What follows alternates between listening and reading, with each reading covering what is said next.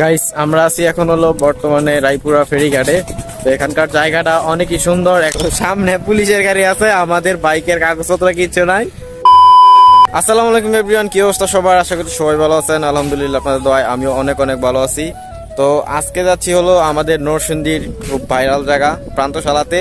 তো অনেকেই আমাদের নরসিংদীর অনেক কিছুই জানেন না, অনেক কিছু চেনেন না। আমি কিন্তু নরসিংদী প্রান্তশালা আগে পরে কখনো যাই নাই। তো আজকে যেতেছি হলো প্রথম নরসিংদী প্রান্তশালায়। তো সাথে আছে হলো আমাদের দুই বন্ধু, একজন সাইফুল একজন রবিকুল।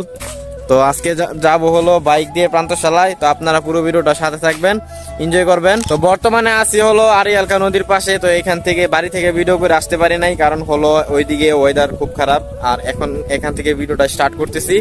তো লেটস গো। আর হ্যাঁ, আমাদের নরসিংদী জেলাকে নিয়ে যদি আমরা নতুন করে বলি তাহলে বলার শেষ হবে না। আর আমাদের নরসিংদীটা এতটাই সুন্দর যে আপনারা যারা নরসিংদীতে আসছেন ঘুরছেন তারা অবশ্যই জানেন যে আমাদের নরসিংদীটা কতটা সুন্দর। আর বর্তমানে যাচ্ছি হলো নরসিংদী জেলার প্রান্তশালা। তো প্রান্তশালা যারা আসছেন তারা অবশ্যই জানেন খুব সুন্দর। আর আমি কখনো যাই নাই, আমাদের দুই বন্ধু বলছে এই প্রান্তশালা নাকি অনেক সুন্দর।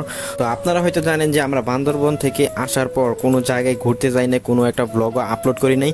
তাই এই জন্য যাইতেছি হলো নিজের জেলার প্রান্তশালাতে ঘুরতে। আর যাইতেছি হলো তিন বন্ধু বাইক দিয়ে। আর অবশ্যই অস্থির যে ভিউটা আছে না, এটা দেখতে দেখতে। আর বিকেলবেলা আমাদের নরসিংদীতে ঘুরলে না এতটাই ভালো লাগে। আপনারা যারা আমাদের নরসিংদীতে আসছেন ঘুরেন ফিরেন তারা অবশ্যই জানেন যে আমাদের নরসিংদীর প্রকৃতির বাতাসটাই কেরম। আর আমরা যাচ্ছি হলো প্রকৃতির পিওর একটা বাতাস খেতে হলো নরসিংদীর প্রান্তশালা। তো 20 মিনিট গাড়ি চালানোর পর আসছি হলো রায়পুরা রাস্তায়। তো রেললাইনের পাশে।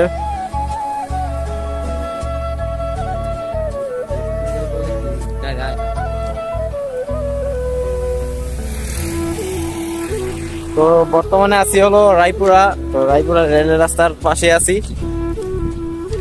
তো সামনে পুলিশের গাড়ি আছে, আমাদের বাইকের কাগজপত্র কিচ্ছু নাই, মানে নাম্বার প্লেট কিচ্ছু নাই, ড্রাইভিং লাইসেন্স নাই। তো এই জন্য আমরা এখানে দাঁড়াইছি। পুলিশের গাড়িটা কিছু দূর আগাইলে আবার যাব। তো এখন ভিউ দেখেন। তো যাইতে যাইতে আমাদের সাথে একটা ঘটনা ঘটে যায়। ঘটনাটা হলো আমরা যাচ্ছিলাম, তো সামনে দেখি একটা পুলিশের গাড়ি। তো পুলিশের গাড়ির জন্য আমরা একটু স্লো করে দিই, কারণ হলো আমাদের গাড়ির পেপারস ওকে না। বলতে গেলে আমাদের গাড়িতে নাম্বার প্লেট নাই এবং আমাদের একজনেরও কোনো ড্রাইভিং লাইসেন্স নাই। তো এই জন্য আমরা আমার বন্ধু বান্ধব সবাই বললো যে বন্ধুরা এখন বললো যে এখানে একটু দাঁড়ায় পুলিশের গাড়িটা ফাঁস হোক, তারপরে আমরা আবার নতুন করে চলবো হলো প্রান্তশালার উদ্দেশ্যে।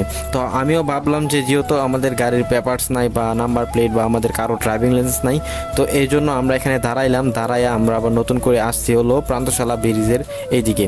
আর বর্তমানে আসছি হলো প্রান্তশালা ব্রিজের উপর। আপনারা দেখতে পাচ্ছেন এখানের ভিউটা অনেক সুন্দর। আর প্রান্তশালা ব্রিজ হয়ে আমাদের যাইতে হবে কিন্তু প্রান্তশালা যেই তো এই ফেরিঘাট। তো ফেরিঘাটে গিয়ে আপনাদের সাথে দেখা হচ্ছে।